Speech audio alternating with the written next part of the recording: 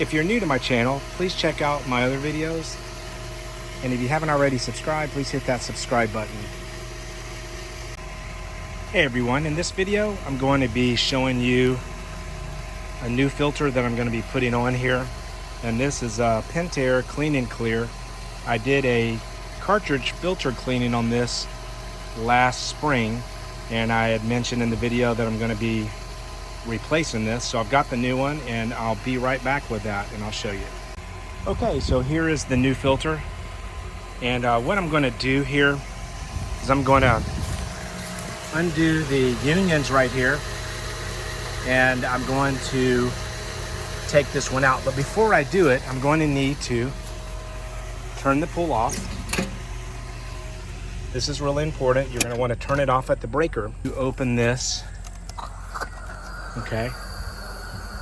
All right, and then I'll be right back. Okay, so what I'm doing here is I'm just going to loosen these up.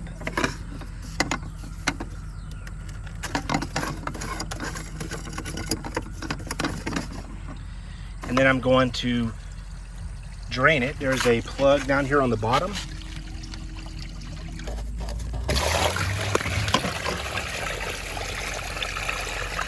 So that is draining out the water. That's really important to do.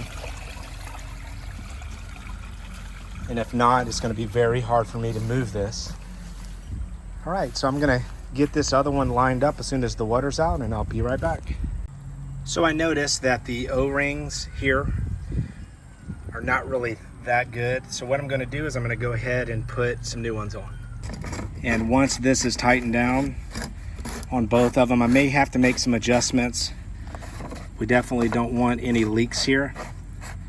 So I'm going to have to just tighten them and check it, and tighten them and check it. But now what I need to do once this is on securely is I'm going to open up the valve on this, which it's open right there. And when I turn it on, it's going to start to fill with water, and we're going to check for any type of leaks. Okay, so we have it plumbed in. We have a little honeybee that wants to join us here. Plumbed in, and everything's good to go. It's real important to look at this gauge, and you're going to want to look at where it is.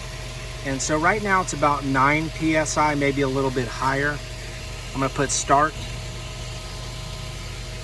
And as this gets to about 20 psi, we're going to need to clean the filter, and that should be a few months. But I just wanted to show you,